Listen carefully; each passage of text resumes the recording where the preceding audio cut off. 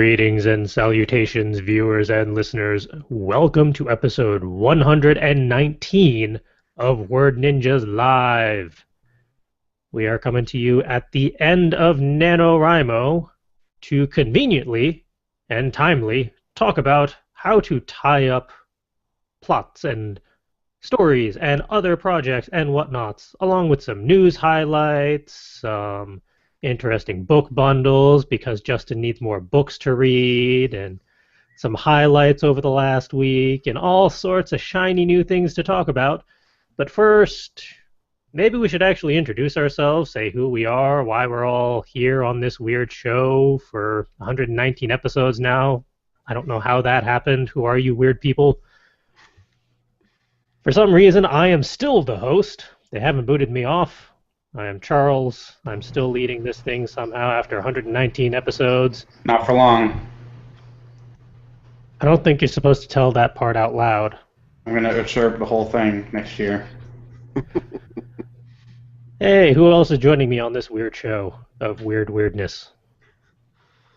I am the weird ender of things, Will, who was just notified by his phone that there is a new podcast streaming live right now. You should all go check it out. Cool. Where can we find it? We should all go watch. The Full Coverage Writers page on YouTube. Never heard of them. And Justin has been recently on YouTube participating in the recent National Novel Writing Month virtual write-in and had a lot of fun. And it's interesting and relatable because it was about endings. Cool. And I'm Calvin, and I have no clue why I'm here. We just kidnapped you. I just keep getting kidnapped week after week after week, and eventually I just got used to it. Will has reminded me that my phone is probably not on silent, so I will be right back because it's charging across the other side of the room. Speaking of phones, I have no clue where my phone is. Oh, I hid mine away so that it wouldn't vibrate right in front of the mic. Because, hey, after 119 episodes, we're slowly figuring things out. Somewhat. Emphasis on the word slowly. We'll get there eventually. Speaking of figuring things out, hey, Will, what are we talking about this week? All right, so the topic of conversation for this week is one I came up with because it's appropriate not only for Nano, but for my own personal projects. How to finish your novel. Basically, how to tie up loose ends, bring everything to a grand and glorious climactic closure, all without pissing off your readers and fan base. This is something important to me in particular because I am been working on finishing up My Roommate's a Stripper, finally, for about 4 years of working on it. And it's been on my mind, a lot of, am I doing this right? And other shenanigans and thoughts in my head. So I thought we should all talk about it. You mean people actually finish their stories and their plots, like, definitively? I mean, some people do. I have a friend who's been consistently telling me to never stop writing this story ever and to just keep it going and going and going, but... What level of Patreon is it to keep that universe going indefinitely? And can they afford it? $10 million and probably not. Maybe we should get Hollywood to pay attention to this episode in regards to how to finish things or let things die. Although I think that's next week's talking point, actually. So maybe they should just watch both episodes, considering how many reboots and sequels to sequels and reboots to sequels there are. And You'll be happy to know that Fantastic Four, the new sequel to the second reboot, is not going to happen. Oh. And everyone can rejoice. So they did just announce a new Captain America. Yes, and the trailer looks awesome. I still need to watch that. So we can excuse Captain America because it's awesome? Because it's going to start the Civil War, so that's pretty awesome. I thought the Civil War happened a good while ago. It did. It happened in like the early 90s or something? I mean, I was Captain going America with the American Civil War, kind but of a time traveler.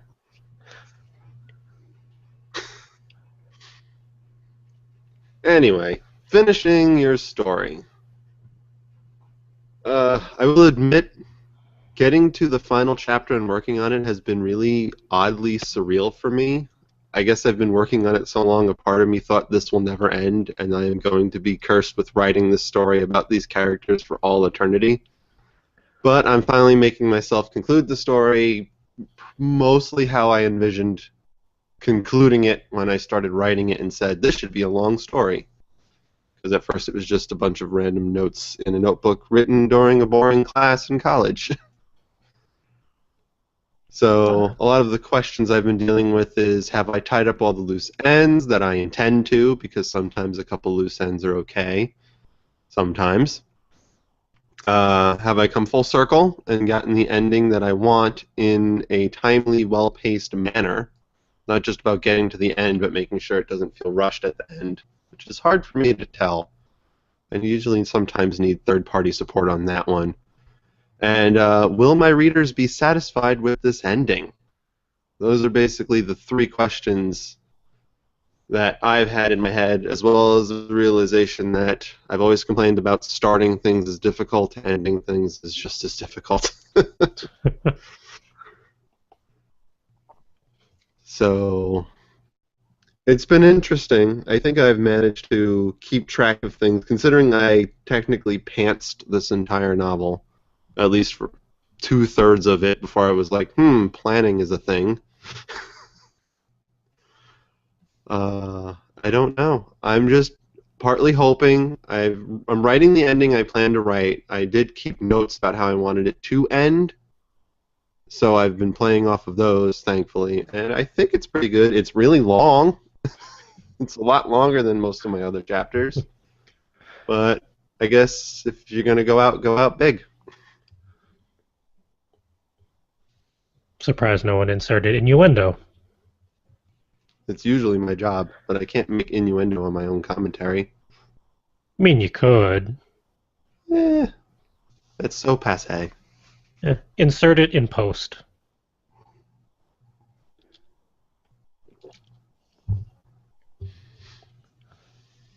Let's see. I have significant problems ever finishing anything, as I'm sure the crew is very familiar with, not just with literary projects, but thinking about this talkie point, I started thinking about the whole literary process from beginning to end, and somehow I managed to break it down to 4 stages of the whole outlining and actual first draft part of the story, which is the beginning, which is challenging because you are starting with something new. You don't know where it's going to go or what can happen.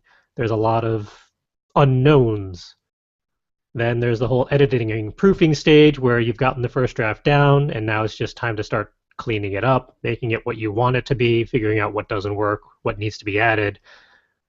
Submission and publication, where it's time to actually share it with others and make it public, which is scary. And then promotion and engagement with readers and publishers and agents and sellers and whatnot. We're mostly still at the second stage in regards to this talkie point, at least, but some of the questions that I came up with for whenever I try to write something or finish things is the story told in a way that you enjoy as the actual writer? Is it interesting and engaging to you? Because something that we've mentioned on various episodes is if you're not interested in what you're writing, it's going to show, and chances are the readers aren't going to care either. If you're passionate about what you're writing about, then it will show. And readers will appreciate it. Are there any loose ends to address, either now or in a follow-up piece? Because sequels are acceptable.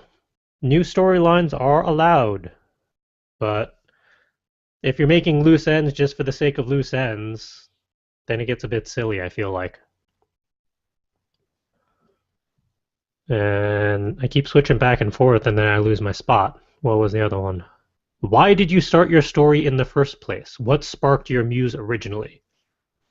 I know in a lot of my larger and longer pieces, I can start losing track of why I started it in the first place, because I keep revising and editing and changing and evolving it, that sometimes the heart of why it started to begin with can be lost.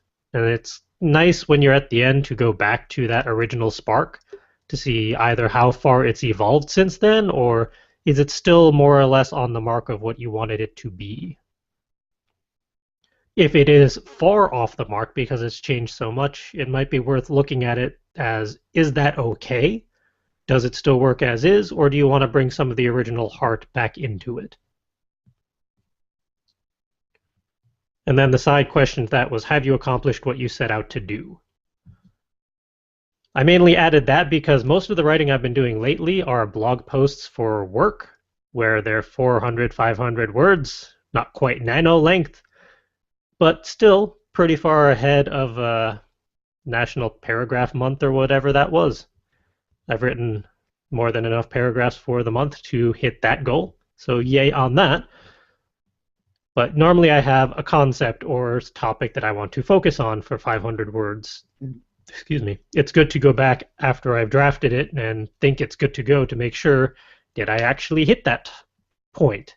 Because I can go very far afield when editing those. And sometimes my original concept is not valid by the time I'm done with it. Sometimes I find a better angle to take in regards to what I wanted to write about, and it's good to just double check before I send it out for a review. But as most people know, I have not really finished a proper novel-length piece.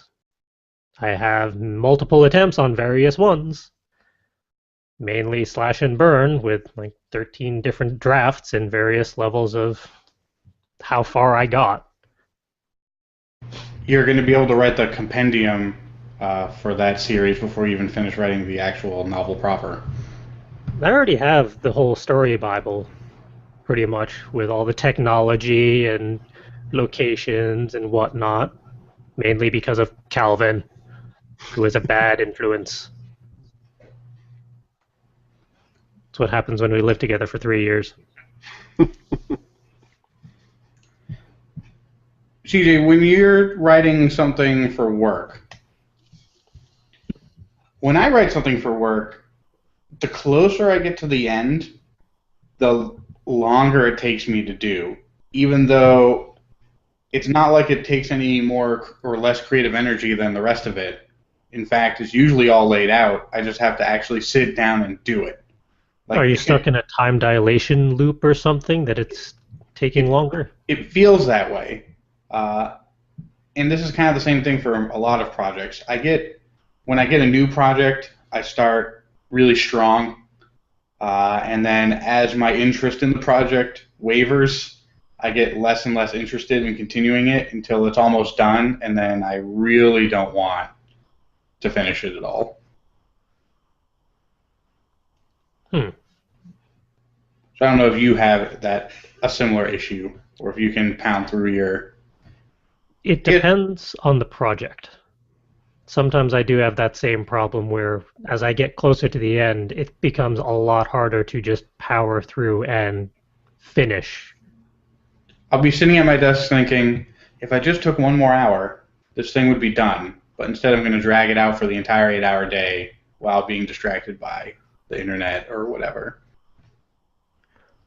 Like even yesterday, there was a point in time where all I had to do was write a proposal. It was basically a paragraph and a number. And I already chose the number. So all I had to do was write the paragraph. And I was just staring at it the whole time, the whole day, just going, this is really the only thing I have to do today. I could arguably leave after I do this. But it took me all day to do it.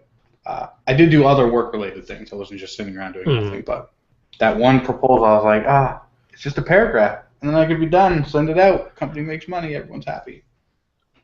I'm actually pretty familiar with that problematic mindset. And I think for myself, it's mainly because if I do this, then what am I doing with the rest of my time? Because I don't always have other work that I can do afterwards. So sometimes with some projects I stretch it out just so that I still have something to poke at throughout the day, rather than just do the very bottom level, zero priority, busy work that whenever there's absolutely nothing to do, then I'll do that stuff. But I know for most of those projects, it's just a matter of putting all the distractions aside, sitting down and saying, sometimes even out loud, it's going to take me this long to do it, so until X time later, this is what we're doing, nothing else, no distractions. Even if I have to bring out write or die in order to pull it off, then so be it. And when I actually do that, I tend not to have as much trouble in finishing it. I can actually power through, but I tend not to use that method just because then I have nothing else to play with for the day. And sometimes starting things is just as difficult, and I don't want to do that battle again, so it gets complicated. It's a never-ending battle. Yeah, it's tough to finish things. Especially, I feel like almost the easier that is to finish, the longer it takes. Although Will would probably disagree. Well, it did take me 4 years to finish Roommate. To be fair, there was a fair amount of content to Roommate. It's true. It's over 400 pages long, I think, now. Yeah, I doubt you would have been able to put all of that together in just one nano. Probably not. Parts of it. It might not have been as long if I had actually done pre-planning and plotting instead of just writing as I went. I foresee a lot of editing once this is done. A lot of editing. There's already a few things I know are going to change drastically for like the next iteration. Speaking of finishing Nano, that's pretty difficult too. Yeah. Based on my track record over the last 10 years, I get a really good start, and I get ahead of the game, and then I go, oh, I'm so far ahead, I don't have to write for the next couple days. And then I don't write, and I don't write, and I don't write, and I don't write. And then suddenly I'm 10,000 words behind. And then I try to finish it up before Thanksgiving, ultimately failing, and then taking the last couple days after Thanksgiving and just sitting on my computer like a zombie typing in nonsense just to get it done. If I ever get that far. That'll be basically how I finish this year. Let's see. So this is my 13th year as a nanoer in a row. And it's looking like it's going to be the 4th year that I do not make the nano goal. Yes, you're a little further behind than I am. Little bit this time around. I would have to sacrifice a lot over the next 5 days in order to pull out 45,000 words. It's only 10,000 words a day. At 1,000 words an hour, that's only 10 hours a day. Just crawl into a hole. No, at my peak, if I'd use just write or die and tune out the entire universe, I can power about 3,000 words an hour at peak speed. Stamina-wise, not so much. Mm-hmm. I can only do that for about 2 to 3 hours at best, and then I'm burnt out for the day. I mean, logistically, it is not impossible. It is just impractical to pull off in the next 5 days. My peak is probably 2K an hour, and that is gobbledygook gibberish at a certain point, where every single word is a spelling mistake, where I mistime my spacebar, and everything becomes horrifically illegible.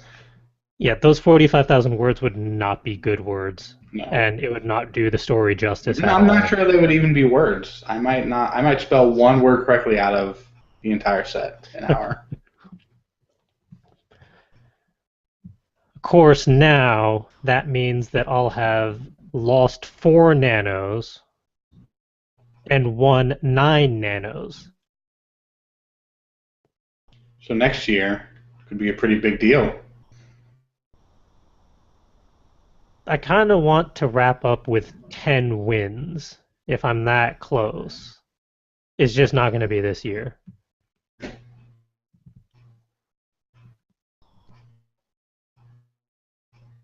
Yep, this is my 10th year doing it, and I've won 4 times, ironically enough. Including this time, which I'm going to win if it literally kills me. No dying. We didn't fill out that no dying contract yet, so... I'm going to write it in retroactively. I don't think it works that way. And if it did, that's probably a bad end to that story. Speaking of ending stories. No zombies. I mean, yeah, I There's know no we can save on health insurance and all that by hiring zombies, but their productivity is pretty hit or miss. Doesn't seem worth it.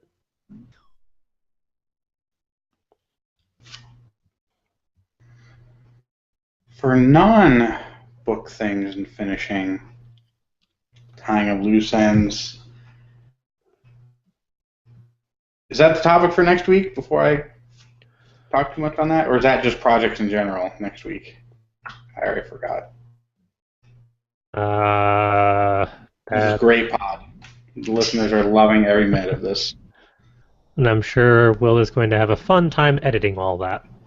Well, I have something to fill in the gap while you two look stuff up for next week. Calvin, how do you know when a song is over?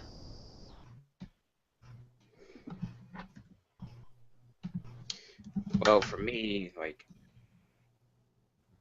I kind of go by your standard songwriting structure, which ultimately usually has an ending.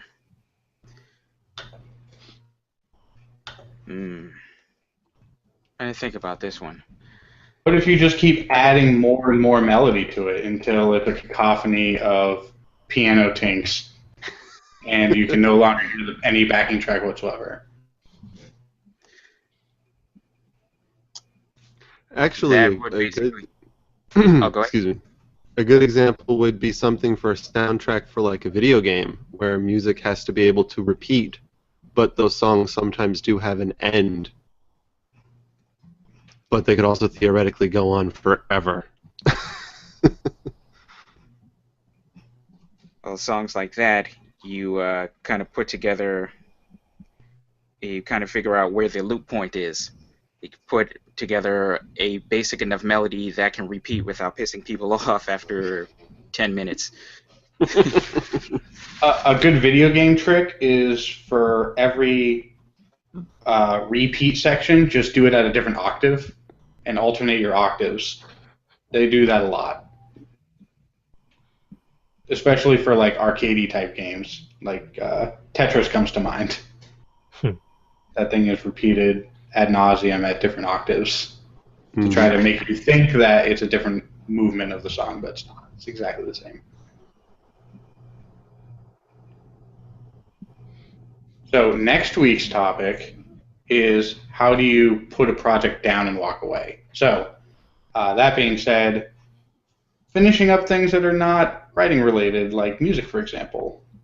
I was thinking about art and all the painting that I used to do back in the day, and when I would be done with an oil painting would be signing my name. But with tricky things like oil paints is that you can literally keep painting over it over and over again until it's never quite done, and you have to wait a long time for it to dry occasionally, depending on what you're adding to it. So you could come back to it and just say, oh, you know, there should be this one other thing that I need to add, and it's a tough call when to stop that. And I'm not a professional artist by any stretch of the imagination, so I'm probably not one to speak to this, but at a certain point, you know when it's done, and it's sort of just a feel that you have, and you know if you keep adding to it, it adds a layer of complexity and noise to your piece. I could add out of paint. Well, yeah, there's that too. And then you can just be so lazy that you don't want to wash out your paint bucket again. But you could keep adding highlights and shadows until all of a sudden it looks like everything's wrapped in saran wrap and there's a bright spotlight shining on the scene. And that's no good either. Unless that's what you're going for. And then you realize that the world isn't perfect. And what you're looking at isn't perfect. And your source material isn't perfect. And so your painting can reflect that and also not be perfect. You mean we're not perfect? I mean, I'm not going to speak for everybody here, but I'm perfect.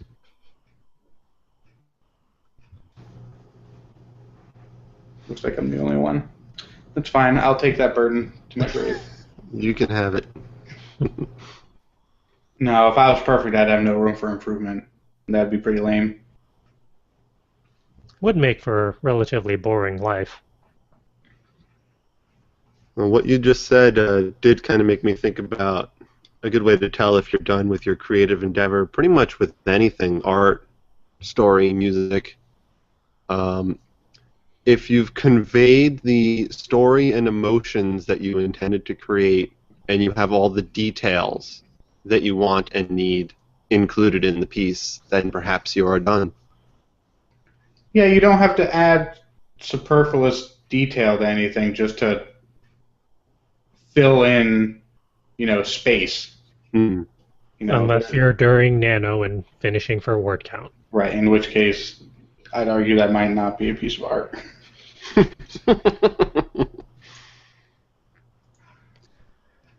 One thing that we haven't really factored into any of this discussion, deadlines. Yeah. What happens when we're working on a piece, either for work or for commissions, or which can be work or anything else, and there is a set deadline or word count limit or whatever, some hard parameter that forces you to stop at some point? What then? And the answer would sound like, oh, well, when the deadline's done, you're done, obviously. But when you break down your piece into sections, you have to finish up a section so you can move on to the next section, or your entire work will be incomplete by the deadline. And that's very important for engineering, is that you want everything to be very detailed and laid out. You don't want any gross missing sections. You can't just skip stuff or go out of order? You can skip some stuff if you have reasoning behind it and you write out that reasoning, which is a tactic that I employ occasionally. But you always have to reason through it. Otherwise, you're literally just skipping it and covering it over and under a rug. And for works like that, the appendix is your friend. The appendix doesn't need to be organized with lots of words. If you're doing a report that has lots of figures, you don't need to necessarily incorporate all the figures and describe every single figure in grave detail. You can just say, here's the important figures that we want to highlight, and if you're interested in seeing more, check out the appendix. And then the appendix is literally just a list of all those other figures. And I do that all the time. And not just in engineering, just in a lot of other work too. And things even like the show notes, the articles that I'm going to be bringing up. I'm not going to be going through them all in great detail. I'm going to highlight a few key things that are appropriate enough to say on the air. And then say if you're interested in seeing more, check out the link in the show notes. So like Will was saying, highlight the important details that you want to highlight. And then the rest you can sort of add main points without the added detail.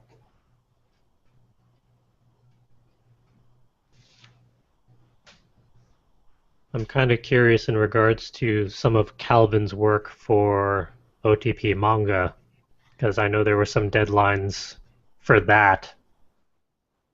If that affected when a piece was finished or not?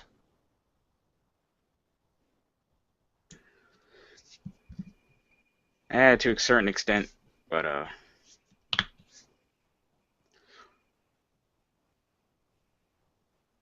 the only track that had like any kind of deadline was the opening, the song that I used for the opening video, and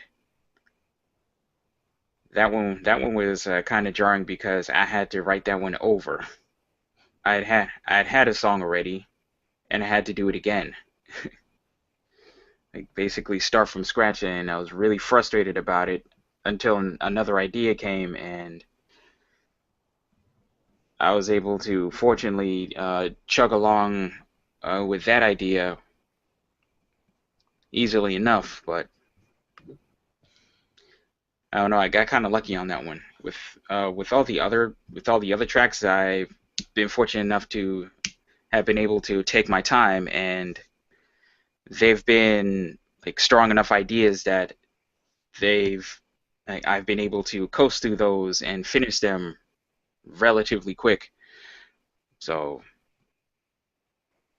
I don't know, I may not be the right person to ask about deadlines and songs. So maybe get back to me in like another 6 months when things are like really starting to roll along. After we've given you a half dozen deadlines for pieces? More or less. Remember, Calvin, you can just make one big work, and we can just cut it up into smaller pieces to use as all of our interstitials, our intro, our outro. Don't think of it all as like hundreds of requests. Think of it as one giant, complicated, very important request due at a very specific time. Did that help? No. Like, I could see that going like terribly. Just basically that. Wait, you that want song all would of our be musical just, things to be derivative? like, I could see that, like, that one piece being just like a totem pole of like worsening ideas, worsening and uninspired ideas as you get closer and closer to the top. And at the top of the totem pole, when I give up, he just says "F it." We should grab the domain uninspired muse as quickly as possible. And just post pictures of like grass growing and paint drying.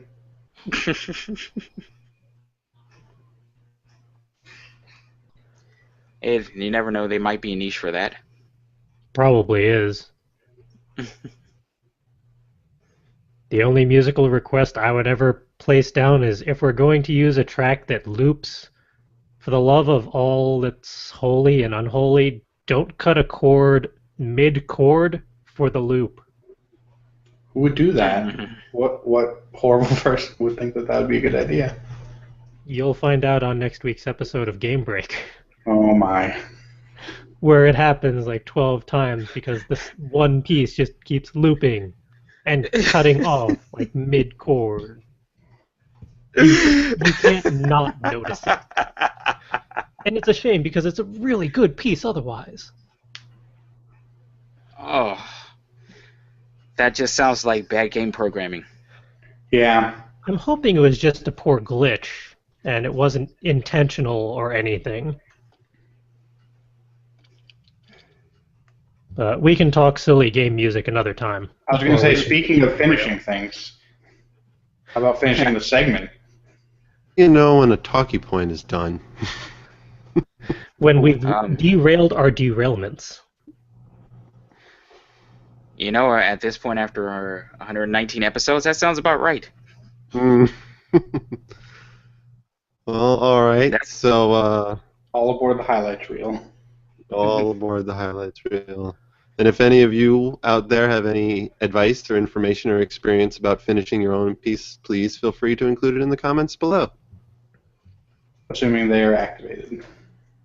Yeah. Nah, Or on Facebook or wherever you're able to yeah. post your comments about our videos right now while YouTube is silly.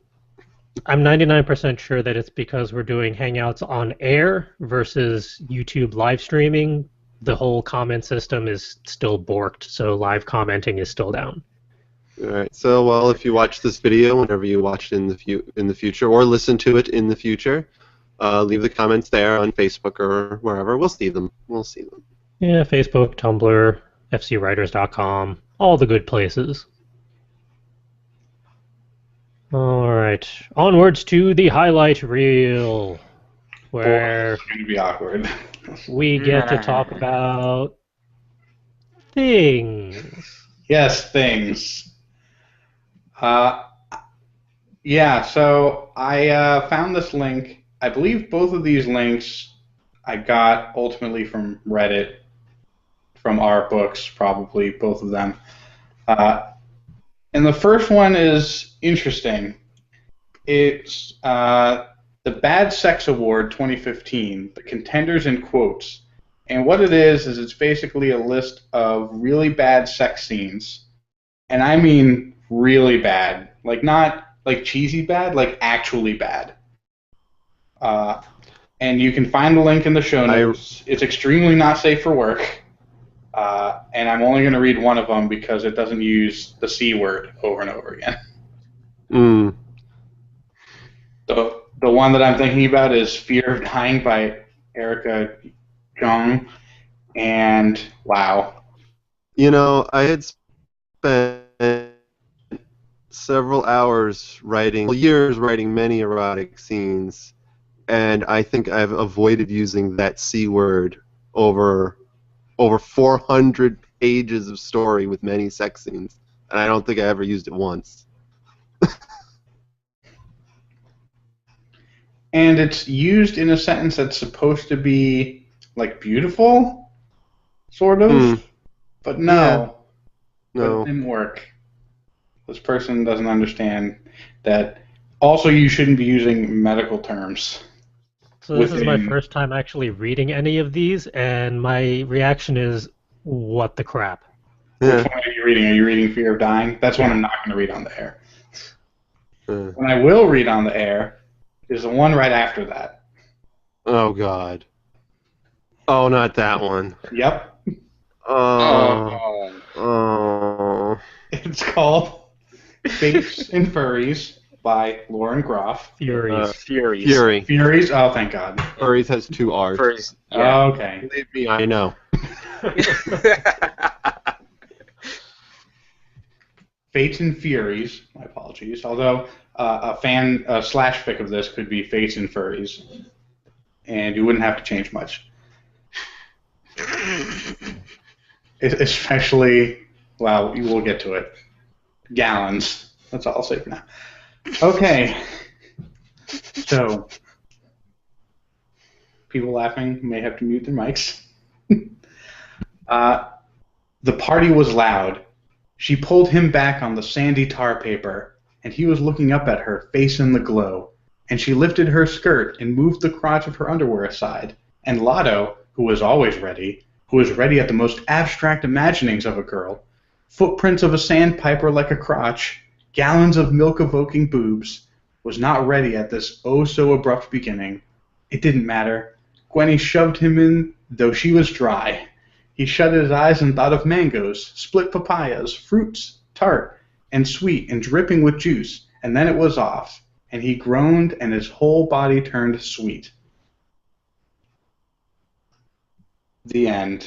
My God. So much wrong with every word. Like, we're gonna break this down a little bit. The first leading sentence, lots of commas and misplaced and misused hyphens and asides. It's half the paragraph is one sentence. Yes, and it is unnecessary. I feel like there's got to be some context for this scene that we're missing because it's taken out of whatever scene it's in. There's no context that can explain footprints of a sandpiper like a crotch. What? None of that makes any sense. Nope. At least gallons of milk evoking boobs technically make sense. Although it's not sexy in any way, shape, or form. No. And I've seen in writing people thinking of sweet fruits as sort of a way to not talk about the fact that they're having sex. I've read it in the past. And so that's not too weird, but he goes on a little bit too far, I think. We're glazing over the biggest problem with this sentence. Shoved him in though she was dry. See, but then he was thinking of sweet and dripping juiced papayas and mangoes. How not paying attention?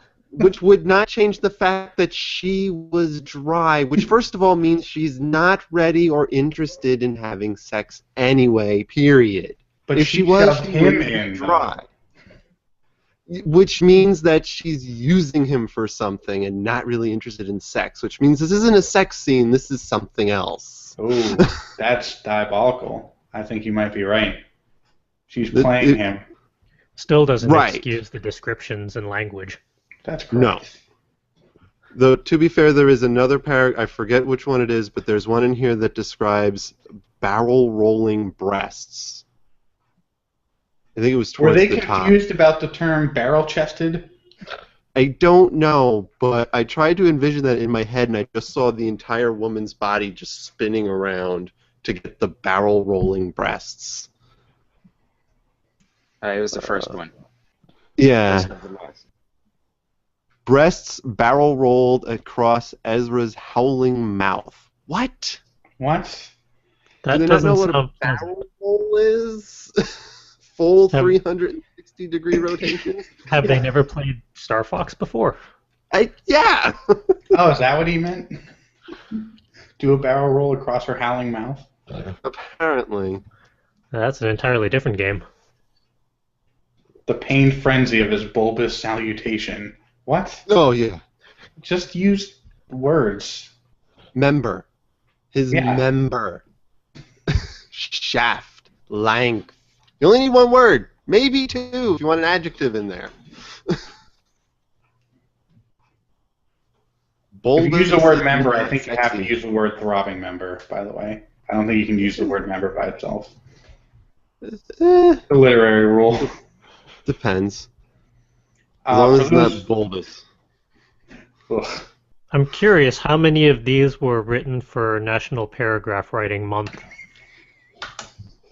We're going to eventually get angry emails for we keep bringing that up. So they also have a link to the 2014 quote-unquote winners. So make sure you also check that out at some point. There's one called The Hormone Factory. Oh, no. Yep. There's more. Why is there more? Because people are bad at things. And the worst part is, like, I would expect to see this in fan fiction from young teens who haven't had sex yet, or maybe aren't super experienced with it yet, and then it's somewhat excusable because they don't have the knowledge. These are published novels by adult people. Now, some of them may be published via Kindle singles, to be fair. Yeah, I was about to say, I'm fairly certain that at least half, if not most of these, are not going to be from, like, Harlequin or other romance publishers. Just I, reading these, I felt like all my hard work trying to elevate this genre of writing is just not... It's not worth it. I know, it's like I tried so hard in my stories to elevate it so that it's not tripe. And then there's all this tripe. And admittedly, when I'm not screen sharing, there are a couple of words on here I want to look up because I have never heard them before. Oh, cute, adorable CJ. I mean, I could ask on air and recording as to what some of these words mean, but I'm not sure we want that on recording. Oh my god, if you click the titles in this article, they're not links to the books. They're links of large, extensive articles about the book. Quirky. Oh my God, there's one from The Guardian, and it talks about this book in several paragraphs. Oh, this is going to be a rabbit hole I'm going to have to go down even further at some point. I'll report back next week on my findings. But for now, moving on. I was just going to wrap it up with, I can only imagine the imagery they tried to evoke with twitching fairy penguin. Wait, what? Dog stood at the top of the dune above. What? What does that even have to? So that's after the so-called sex scene. Yes. So that immediately after the so-called sex scene, we have someone who's just had sex looking up to see a large dog standing above blood-jagged drool clutching a twitching fairy penguin. That conveys a lot of romantic, sensual, yeah. I can only imagine what that story is actually about. I can't and won't. Moving on. Hey, what else are we talking about this week? We're talking about movies versus books, the endless debate. And by endless, I mean immediately ending as anyone brings it up and says the book is better than the movie. So I've got an article in the show notes from 538 that goes over comparing Goodreads books scores to IMDb movie scores. And they actually scale it, because if you've noticed anything about Goodreads, they tend to rate books awfully high. It would be very difficult to find a rating below 3.0 on Goodreads, because it's a self-selecting group of books that are somewhat good, and the people that are going to rate those books are going to rate them good, generally. So this person took some time and scaled. And what's not that interesting is the list of books that are better than movies. I would say that probably accounts for all books and all movies for the most part. So I'm not going to dwell on that. But what is interesting is the top 10 list of films that are actually better than the movie, according to this metric. And I have not seen a lot of these, and some of them I've heard of and know that I need to watch them. So that sort of gives me a hint that, oh, maybe these are really that good. And if they're based on a book, then there's some source material that they're working on. I will say that Mr. Holmes I've seen advertised recently, and it stars Sir Ian McKellen as Sherlock Holmes, so you know it's got to be good. Nice. Although it looks more like the Goodreads book might be just that bad, because even the Metacritic score only gave that a 67. I'll take that all with a grain of salt. I'm just going to read up from 10 to 1, and we can all chip in if we've seen the movie. There Will Be Blood is an excellent movie, one of my favorites, and that has a Metacritic score of 92 versus a Goodreads rating of 3.7. And I'm not going to dwell on the Goodreads rating for this list because they're all pretty much around between 3 and 3.7. And if there's anything that strays far from that, I'll let you guys know. Doctor Strangelove, which is a timeless classic, it still holds up to this day. I've seen it very recently. Yes. It's got a Metacritic score of 96. Now, the movie Taking Lives, I've never heard of this movie, and I think I know why, because it has a Metacritic score of 38. Ouch. But the Goodreads rating is 2.8. And like I said, good luck finding anything below 3, because if it's below 3, it must be really bad. The Graduate, which I have not seen yet, but has been a part of the American culture and zeitgeist for a while now, and a lot of people know the story of The Graduate and what goes on. And it didn't get stellar Metacritic score, although it's ended up growing popular later. It's got a score of 77. Sideways, which I had not seen yet, 94. Mr. Holmes, which we were talking about earlier, has only a score of 67, but the book only had a score of 3.2. And this is the one that I found weird. Scent of a Woman only has a score of 59 on Metacritic. I've seen that movie, and I didn't think it was that bad. Not 59 bad, maybe not 98 good. I don't know if any of you have seen that. I feel like I have at some point, but I can't remember for the life of me. I mean, you could argue that nothing really happens in the movie, so maybe that's why it got a bad score. Number 3 rolling in Metropolis, which is a movie that has been on my list of movies I have to see for a very long time. I feel like my nostalgia glasses say it's still a good movie, but it's been a long while since I've watched it. I don't know how it's held up. I may do like a marathon and watch like Metropolis, and then watch Blade Runner, which I haven't seen since I was 8, so that may be a little different. Apocalypse Now, which I shockingly haven't seen, even though I like war movies, so you would think I would have seen that by now. That has a score of 90. And by the way, Metropolis has a score of 98. And topping out the list at number 1 is Up in the Air, which has a Metacritic score of 83 and a Goodreads rating of 2.9. I haven't heard of that one at all. Oh, that came out... I don't remember a lot about that book, but I have heard of it. I just haven't seen it yet. And the article goes over a lot of these movies and what made them good and what made them bad. And then you can always see, I'll just pick out a couple of the list for films that were worse than the movie. Some obvious ones like Ender's Game, which that was going to be a literally impossible task of making that movie better than the book. Well, I agree with that one. I still enjoyed the movie as a movie, but I am in a very small minority. The Three Musketeers, which the 2011 Three Musketeers. That's why. Okay. I was going to say, Three Musketeers, how dare you? That's a very good movie. Oh. And a good book. What else do I see here? I was kind of disappointed by seeing The Book Thief on here, but to be fair, I haven't actually seen the movie adaptation, so I don't know how that one went over. Yeah, Divergent's on this list too.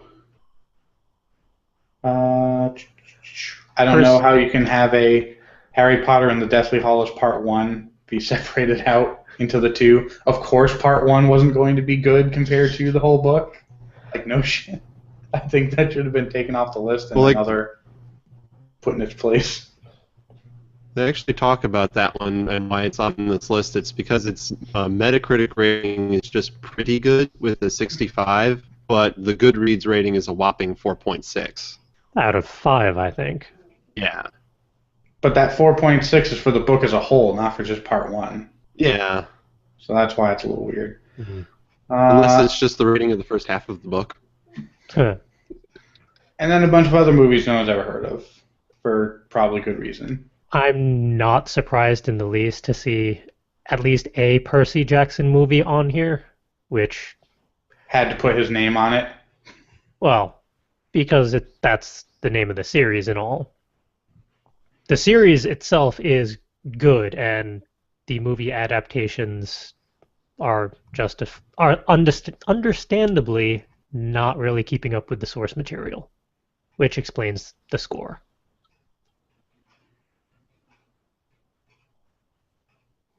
One of the highest movies on this list, 62, The Help, which I thought I heard was actually a decent movie. 62 rating puts it on decent. Yeah, I guess that is decent. I think if anything below an 80 is pure garbage. Not worth my time.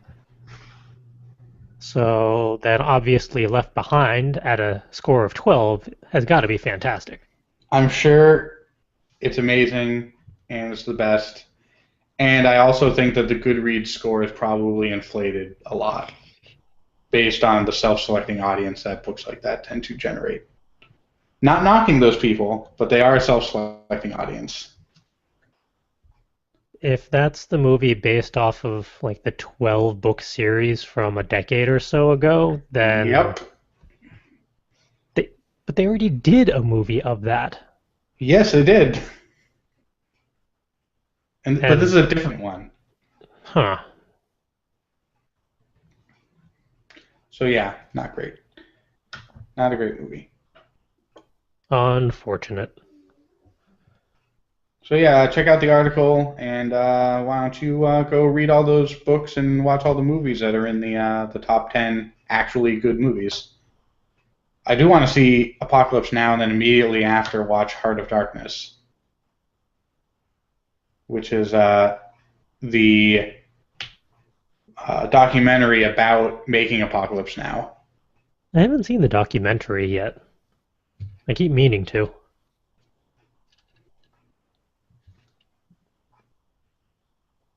Alright, shall we move on? I believe so. Onwards to ebooks. So Justin has something to read over the holidays. We have 2 bundles this week, both over on Story Bundle. They're kind of going overboard on bundles lately, because, hey, look, there's 5 of them now. This one is the Holiday Bundle. So, I just looked through this list of books, and it's called Holiday Fantasy, so I was thinking it was holiday-related fantasy novels, or fantasy novels that took place around holidays. Now I'm taking a closer look at some of these titles, and I don't think that's what this category means after all. Whatever gives you that impression? I'm looking at some of the book covers and the Naughty and Nice series. Oh, there's both. There's a Naughty and Nice and a Naughty or Nice. Just for good measure. Mm-hmm. Santa and Other Christmas Criminals. Yeah, and looking at some of these book covers, they definitely look like cheesy romance novels.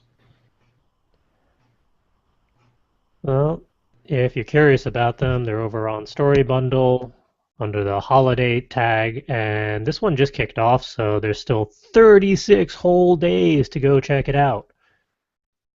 And let's see, as per usual, you have the first tier where it's kind of name your own price, and then there's the bonus tier where I'm going to guess this one is 12. No, that one looks more like 15. Yeah, $15 or more will get you the bonus tier. For the audio stream, if you're curious what's in this bundle, the pay your own price tier is Naughty or Nice, which looks to be a compilation of holiday stories and edited by Jennifer Brozek. The Bear Who Found Christmas by Alan Rogers. Not quite sure where Christmas wandered off to, that a bear needs to track it down. A Cosmic Christmas, edited by Hank Davis, so yet another compilation. Santa and Other Christmas Criminals by Christine Catherine Roosh. The Rakahels, I'm not sure how you're pronouncing that one, Christmas Angel by Carol Nelson Douglas. And The Nun's Dragon by Christine Emmert.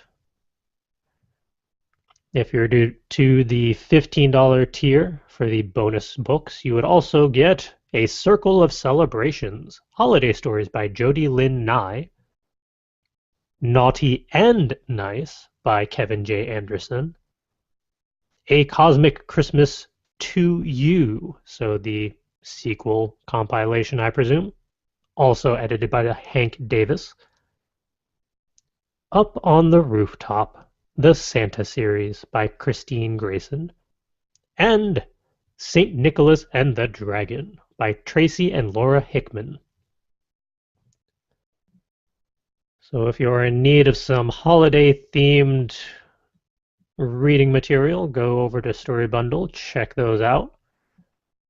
If that's not quite your interest at the moment, they kicked off another one of, I believe, Dynamite Comics? Yes. The 4th Dynamite Comics bundle over at Story Bundle in the past. This one also 36 days and going, so basically until the end of the year. These are all sorts of Dynamite comics. And, ooh, there's 2 tiers. So I'm going to guess 15 for the first tier and 20 for the Bonus tier. Okay. So for the Dynamite bundle, it looks like first tier is pay your own price. The bonus tier is $15, and the second tier bonus is $20. If you did your own pricing, it would net you Dark Shadows, volumes 10 through 15 by Mike Raitt and Nacho Tenorio. Grave Site Number 1 by Charlene Harris. Evil Ernie, Volume 2 by Tim Seeley and Steve Seeley. Raise the Dead, Volume 1 by Leah Moore and John Reppion. Vampirella, Volume 3, Throne of Skulls by Eric Troutman and Jose Malaga. And then you're over to the $15 tier of The Dresden Files, Stormfront, Volume 1 by Jim Butcher and Mark Powers. Lady Demon, issues 1 through 4 by Aaron Gillespie and Mirka Andolfo. Super Zombies, issues 1 through 5 by Mark Guggenheim and Vince Gonzalez. Alice Cooper, Volume 1 by Joe Harris and Brandon Jurwa. And Dead Irons collection by James Kuhorik and Jason Sean Alexander. There's some interesting series in all that. But hey, if that's not enough for you, they also have a second tier, bonus tier thing, whatnot, for $20 or more. So you get all of the previous books plus Neil Gaiman's The Last Temptation by Neil Gaiman and Michael Zulli. Game of Thrones issues 1 through 4, I presume not the full books 1 through 4 in graphic novel form, by George R.R. Martin, Daniel Abraham, and Tommy Patterson. Purgatory, issues 1 through 5, by Aaron Gillespie and Javier Garcia Miranda. Reanimator, issues 1 through 4, by Keith Davidson and Randy Valiente. I might get this just for that. Awesome source material. The second tier bonuses are really selling this one, I feel like, at least for me. And you'd also be getting Mercy Thompson Moon Called, Volume 2 by Patricia Briggs and David Lawrence. Cryptozoic Man, Volume 1. I've heard good things about that series. By Brian Johnson and Walter Flanagan. The Living Corpse Omnibus. Omnius or Omnibus? That might be a typo. Volume 1 by Ken Hazier and Buzz Hasson. And rounding it out, Fear Nothing by Dean Koontz. And both of those bundles are for the rest of this year. So you have until the end of 2015 to go check them out, along with the other 3 bundles. Sci-Fi Spectrum, which you have 8 days going. Historical Fiction is rounding out in about a day as of this recording. And NaNoWriMo Writing Tools, which is also until the end of the year. All sorts of goodies. So, CJ, I think it's a play on words. That's why it's ominous. It's ominous. Oh, wait. Actually, no. It's not. It's also not a play on words. Never mind. What now? The omnibus, ominous thing. It's written as omnius in that, but on the book cover itself it says omnibus, so I think it was just an unfortunate typo. Oh, okay. Because omnius is something in the Dune universe, but I don't think that's related. I forgot about that. And the only other link on the highlights for this week, because I thought it was entertaining and relevant, was the song Alice's Restaurant. So I thought I was the only one who knew about this and had this as a yearly tradition of listening to this whole thing. Nope, it's part of my tradition too growing up. Same here. Wow. No Christmas music until after Alice's Restaurant is played. Yep. For those not necessarily familiar with the 18-minute song Alice's Restaurant, it is almost, I feel like, an album within itself by Arlo Guthrie. back from 1967. And it focuses all about the fun that can be had on Thanksgiving Day, which makes it appropriate for today since Thanksgiving is tomorrow. And you can check it out over on YouTube easily enough, just searching for Alice's Restaurant. And there's actually a movie version of it as well, which is a little longer than just the 18 minutes. And I'm pretty sure you can find that online as well for free, should you so choose to go check it out. Is the original 1967 recording, is that also live? 'Cause the one I always hear every year is a live recording. I believe this one is live. I believe there was background laughter and Okay, good. whatnot. Because that adds to it. Yeah. I don't know if I'd be able to listen to all 18 minutes without the background laughter, ironically. And it is linked in the show notes for this episode, should you go check it out that way. Yes, if that's not your yearly Thanksgiving tradition, make it your yearly Thanksgiving tradition. Or if you just have no idea what the heck we're talking about and you want to check it out for yourself. Yes, also do that. All right. That is all of the highlights for this week. So I'm going to take myself off the screen share and not push the red hang-up button like I almost did. I almost did. You know what I almost did? I almost closed the tab because I was looking at your screen share, and I almost closed the tab thinking it was YouTube, but it was actually Google Hangouts. That would have ended badly. Yeah, 2 people leaving suddenly. Especially the host. We know how that ends up. Yes. So before we accidentally end this episode early, hey, let's go to the Productivity and Inspiration Station, talk about some stuff we've done over the past week. Because all sorts of stuff has happened. We've all been kind of busy doing stuff. Mm-hmm. More or less. Some busier than others. Mm-hmm. I know Justin has done more than all of us combined just in a single day. No. But I know for myself, I survived an interview, the first one I've had in I don't even know how long, and I'm still pushing forward on Operation New Adventure, trying to figure out other possibilities in logistics.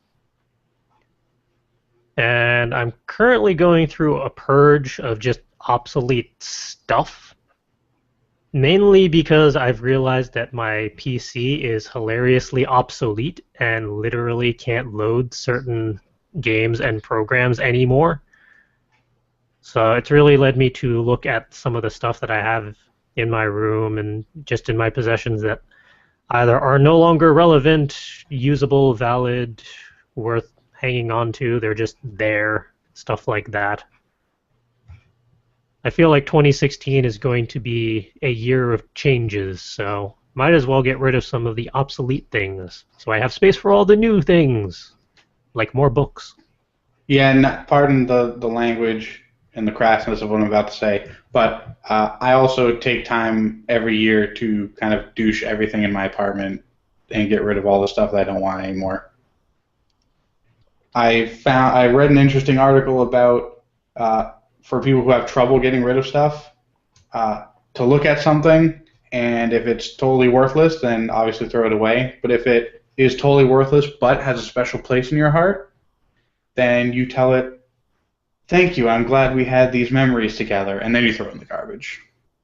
I think it's a little more complex than that, but that's what I got out of it. I mean, not everything will necessarily fall under those types of rules, I feel like, because I have 3 gigantic Trapper Keepers worth of my writing spanning back all the way back to first college that is relatively worthless, and most of it I'm probably never going to go back to, but there are still some pieces in there that I appreciate either just to show me how far I've come or something that I want to play with someday. Sure, there's hard memories that you're not going to want to get rid of. Yeah. And by the way, get on my level. I have stuff that I wrote in elementary school in a filing cabinet. Part of me wishes I kind of Okay. wish that I was able to keep all of that stuff, but I eventually threw them out when I was younger and didn't care. Yeah, I believe I read one of the pieces on this very podcast, a Christmas story that I had written in first grade. It Yep. ended with the end with a question mark, or is it? Will we Classic find ending. out this Christmas if it was the end? You know, I'm still working on a sequel. Well, you haven't finished yet. No, it's been 17 years.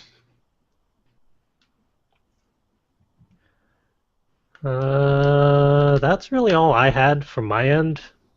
It was just deal with stuff and things and start clearing things out. But it looks like Will has been a little more productive than I have.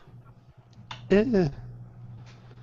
I mean, outside of the usual, like I got the next game break done for yesterday, but most of my focus has been on finishing this chapter of Roommate, which I succeeded. The rough draft is done, and I've mostly got most of it typed up. It is 44 handwritten pages, so it's taking a little while to type it up without killing my hands any further. But I think there's about 11 pages to go, and then it'll be all typed up, and then I get to edit the whole thing and make sure it's exactly how I want it to be before finally posting it up online and being done with it until I start editing the entire thing in its entirety. But that's a 2016 project. And for the most part, that's pretty much it, and I went back to playing Hyrule Warriors because that game is addictive. Yeah, it is.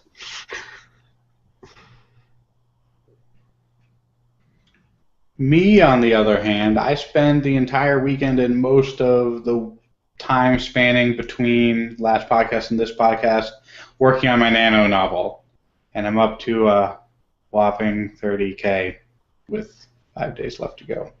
Which is 25,000 more words than what I have.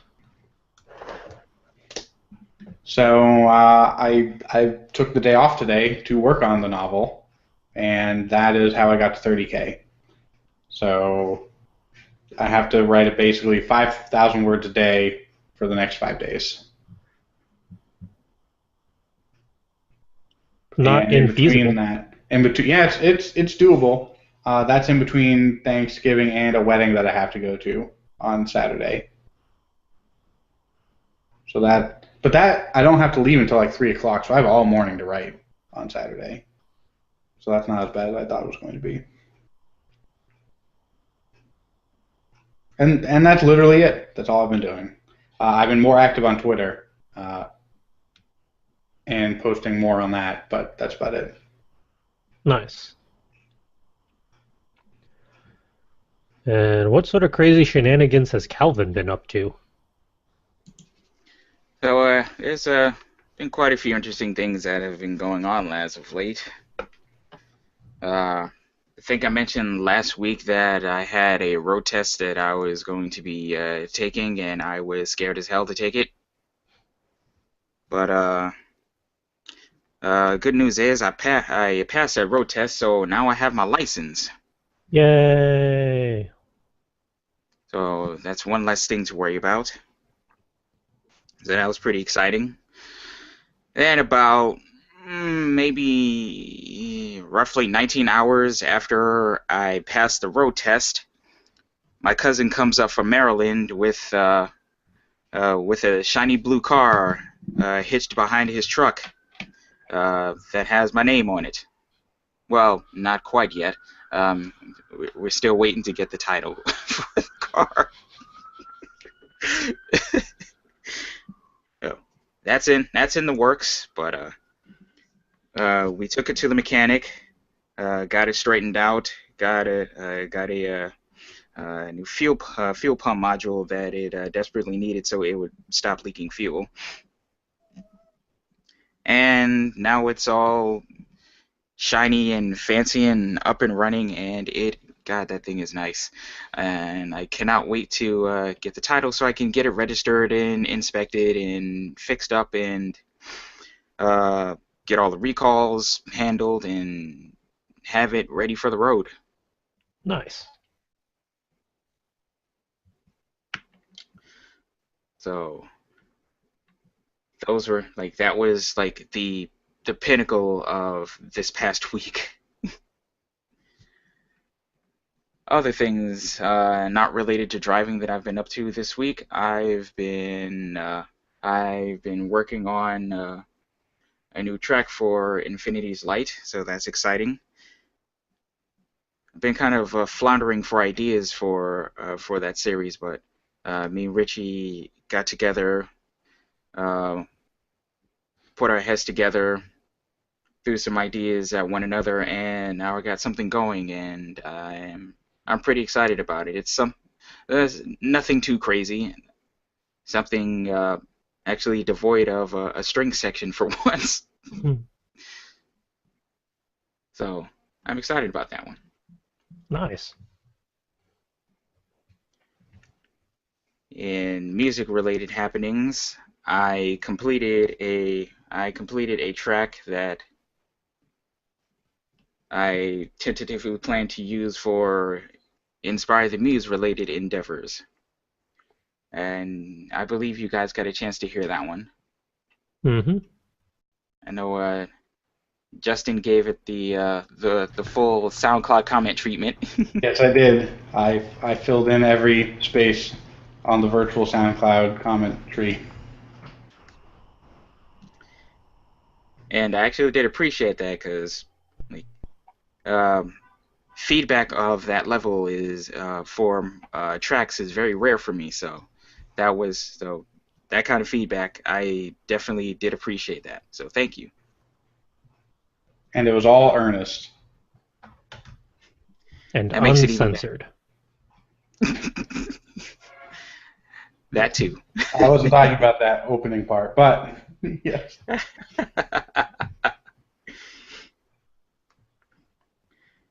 And I've also been tinkering around with an idea in Adobe Illustrator that's actually related to the aforementioned song, and I'll be bugging you guys about it in a future date. I'm guessing not tomorrow because we'll all be comatose from turkey or whatever Family food of shenanigans. choice that we prefer, as well as family shenanigans and anything else that we get into. So I'll probably throw that up on Skype sometime this weekend. All right. I look forward to it. Excellent. And lastly, to top everything off from this week, That was mine, sorry. Okay. I moved that away so it wouldn't trigger the damn mic, too.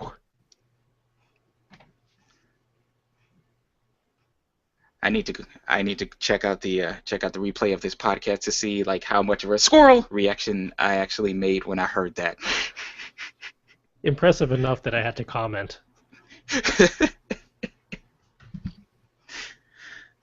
But anyway, last week I informed my organization that we were switching email services to Gmail because security and lack of headaches. I'd say about 60% of my coworkers actually got the message and heeded the message. And because of that, the migration process was nowhere even close to being a complete clusterfuck, and so that made me very happy. I did get quite a few, Calvin, I can't check my emails. What's going on? Did you read the email from last week? What email from last week? And then I walk away and help somebody else who actually read the email. But thankfully, it only took 3 days to get everybody, 3 days this week to get everybody on board. So Sweet. We're rolling, and I'm very happy. So I think that was a nice way to top off this short work week. Hooray.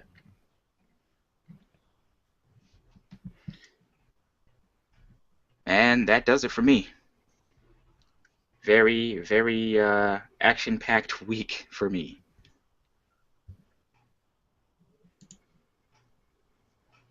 And that wraps up this segment, which wraps up this entire episode. Hey, we actually finished something. What do you know? All right. As always, for all of you who joined us for this episode, we do appreciate it. If you want to check out any of the previous episodes or any of the event shenanigans we get up to, any of the video game series that we're playing around with, some other stuff that we've tossed up, go check out the YouTube channel. Links in the show notes. Or search for Full Coverage Writers, or Word Ninjas Live, or Game Break. You'll find us. We have all sorts of stuff up there for you to enjoy over your long weekend when you're done with food and all the family has scattered and you have time to just watch stuff or listen to things. We're here for you, or at least retroactively, since all that stuff is already done and posted. If you want to talk to us in real time, or close to real time, social media time, you can track us down on Twitter at FCWordNinja, or Tumblr, fcwordninja.tumblr.com, or Facebook, facebook.com/fullcoveragewriters. And chances are this audio recording isn't going to be up in time for this to be relevant, but for our video listeners, you can still check out the Etsy store, which is etsy.com/shop/fullcoveragewriters, to see some of the shiny baubles that we have. But that store is being put into vacation mode as of December 1st because we are doing all sorts of migrations and upgrades and changes and clearing out and stuff. Which means that if you want any of the shiny baubles that we have to offer, you have until November 30th, so about 5 days, to go check it out, go place an order. Anything placed before vacation mode kicks in will be honored and dealt with accordingly. Do not worry about that. But as of December, we are slowly shifting into hibernation mode for various aspects so that we can focus on all sorts of launches for the new year. And with that, I don't know, if you want to talk to me, I'm not sure how you're going to manage that because I'm running around like a headless turkey for probably the rest of the year at this rate. Your best bet is still my personal Tumblr, fancypantswolf.tumblr.com. Where can people track down the rest of you? You can usually find me, Will, at my personal Tumblr page at darkhom.tumblr.com. It's spelled DARKHOM, for those who are curious. You can support me on my Patreon page at patreon.com/darkhom, and you can check out information for My Roommate's a Stripper at myroommatesastripper.tumblr.com, though obviously in the next month or so, that site is going to see some changes. Probably going to turn it into an all-encompassing all my writing blog instead of just the one thing. Looking forward. You can find me, Justin, at mechanicaljustin.com, and you can also follow me on Tumblr using that same link. And you can find me on Twitter, and I've been using Twitter quite frequently, especially during this Nano season, but I'll probably be tweeting stuff that isn't Nano-related very shortly in the next week or so. And you can find me at MJOnTap. And also you can find me on Twitch at mechanicaljustin as well. And you can find me, Calvin, on Twitter and Instagram at CCWII. And maybe if you're lucky, you could catch me reblogging various steampunk posts on Tumblr at instacal.tumblr.com. And hey, with that, that's a show, that's an episode, that's all we've got for you for this week, for this month, for Nano itself in 2015. Come back next Wednesday where we are talking about when to actually put a piece aside and just walk away, when to let it collect some dust, let it percolate, give it some time, give it some space. Speaking of space, we'll see you in 7 days, presuming everyone survives Thanksgiving. Have a good long weekend, everyone. Go have some fun. Go have some food. See ya. Enjoy Write lots more- of turkey. And write more words. Nano ain't over yet. Get back to writing. Let's see. I have significant problems ever finishing anything, as I'm sure the crew is very familiar with, not just with literary projects, but thinking about this talkie point, I started thinking about the whole literary process from beginning to end, and somehow I managed to break it down to 4 stages of the whole outlining and actual first draft part of the story, which is the beginning, which is challenging because you are starting with something new. You don't know where it's going to go or what can happen. There's a lot of unknowns.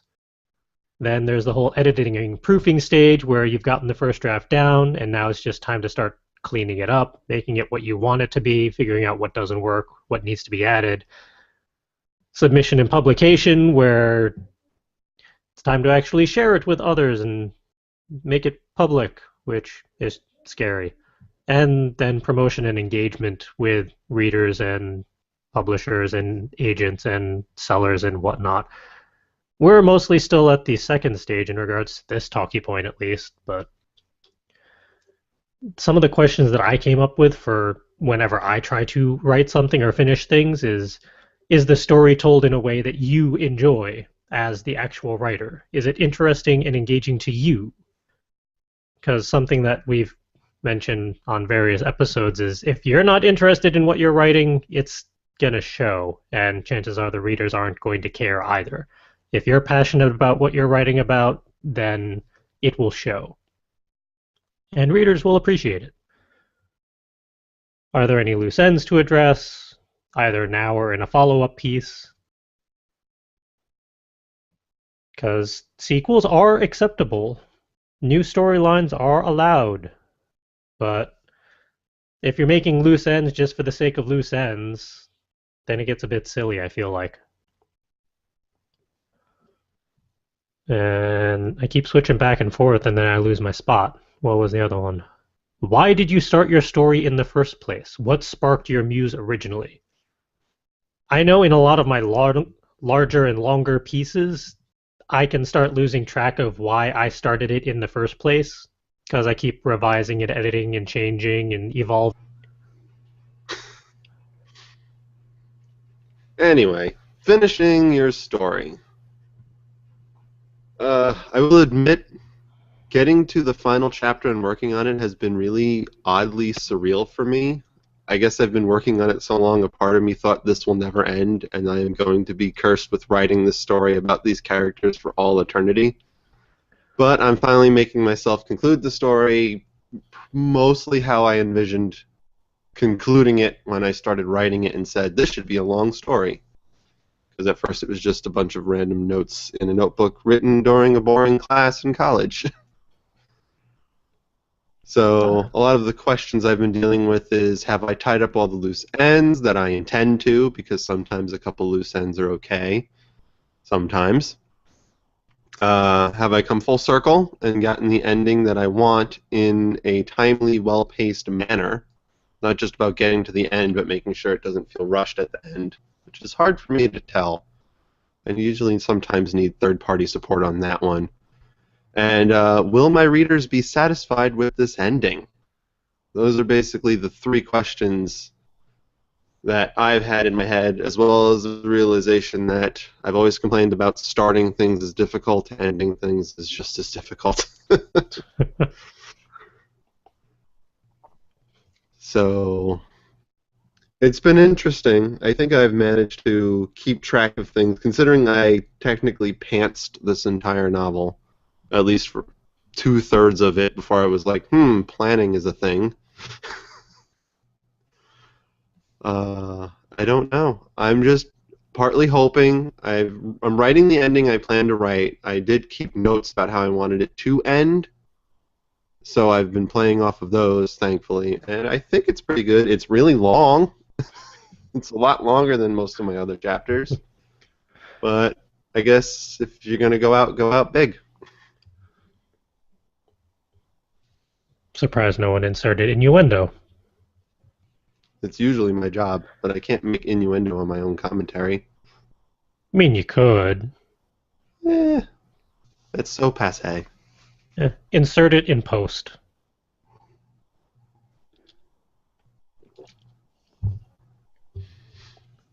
Lowly. We'll get there Yeah. eventually. Speaking of figuring things out, hey Will, what are we talking about this week? Alright, so the topic of conversation for this week is one I came up with because it's appropriate not only for Nano but for my own personal projects. How to finish your novel. Basically, how to tie up loose ends, bring everything to a grand and glorious climactic closure, all without pissing off your readers and fan base. This is something important to me in particular because I am been working on finishing up My Roommate's a Stripper, finally, for about 4 years of working on it. And it's been on my mind, a lot of, am I doing this right? And other shenanigans and thoughts in my head. So I thought we should all talk about it. You mean people actually finish their stories and their plots, like, definitively? I mean, some people do. I have a friend who's been consistently telling me to never stop writing the story ever and to just keep it going and going and going, but... What level of Patreon is it to keep that universe going indefinitely? And can they afford it? $10 million and probably not. Maybe we should get Hollywood to pay attention to this episode in regards to how to finish things or let things die. Although I think that's next week's talkie point, actually. So maybe All they of should the just watch sequels. both episodes, considering how many reboots and sequels and sequels to sequels and reboots to sequels there are. And You'll be happy to know that Fantastic Four, the new sequel to the second reboot, is not going to happen, oh, and everyone can rejoice. So they did just announce a new Captain America. Yes, and the trailer looks awesome. I still need to watch that. I'm So we can still excuse Captain America ambivalent. because it's awesome. Because it's going to start the Civil War, so that's pretty awesome. I thought the Civil War happened a good while ago. But It did. It happened in like the early '90s or something. I mean, I was Captain going America with the American Civil War, kind but of a time traveler. loving it that sometimes the heart of why it started to begin with can be lost. And it's nice when you're at the end to go back to that original spark to see either how far it's evolved since then, or is it still more or less on the mark of what you wanted it to be? If it is far off the mark because it's changed so much, it might be worth looking at it as, is that okay? Does it still work as is, or do you want to bring some of the original heart back into it? And then the side question to that was, have you accomplished what you set out to do? I mainly added that because most of the writing I've been doing lately are blog posts for work, where they're 400, 500 words, not quite nano length, but still pretty far ahead of National Paragraph Month or whatever that was. I've written more than enough paragraphs for the month to hit that goal, so yay on that. But normally I have a concept or topic that I want to focus on for 500 words. Excuse me. It's good to go back after I've drafted it and think it's good to go to make sure, did I actually hit that point? Because I can go very far afield when editing those. And sometimes my original concept is not valid by the time I'm done with it. Sometimes I find a better angle to take in regards to what I wanted to write about, and it's good to just double check before I send it out for a review. But as most people know, I have not really finished a proper novel-length piece. I have multiple attempts on various ones, mainly slash and burn with like 13 different drafts and various levels of how far I got. You're going to be able to write the compendium for that series before you even finish writing the actual novel proper. I already have the whole story Bible, pretty much, with all the technology and locations and whatnot, mainly because of Calvin, who is a bad influence. That's what happens when we live together for 3 years. CJ, when you're writing something for work, Greetings and salutations, viewers and listeners. Welcome to episode 119 of Word Ninjas Live. We are coming to you at the end of NaNoWriMo to conveniently and timely talk about how to tie up plots and stories and other projects and whatnots, along with some news highlights, some interesting book bundles because Justin needs more books to read, and some highlights over the last week, and all sorts of shiny new things to talk about. But first, maybe we should actually introduce ourselves, say who we are, why we're all here on this weird show for 119 episodes now. I don't know how that happened. Who are you weird people? For some reason, I am still the host. They haven't booted me off. I am Charles. I'm still leading this thing somehow after 119 episodes. not for long. I don't think you're supposed to tell that part out loud. I'm going to usurp the whole thing next year. Hey, who else is joining me on this weird show of weirdness? I am the weird ender of things, Will, who was just notified by his phone that there is a new podcast streaming live right now. You should all go check it out. Cool, where can we find it? We should all go watch. The Full Coverage Writers page on YouTube. Never heard of them.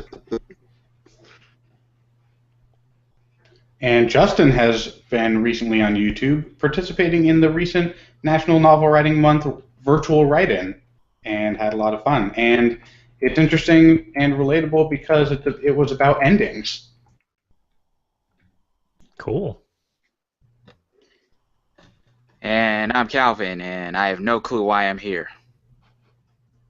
We I just just keep- kidnapped you. I just keep getting kidnapped week after week after week, and eventually I just got used to it. Will has reminded me that my phone is probably not on silent, so I will be right back because it's charging across the other side of the room.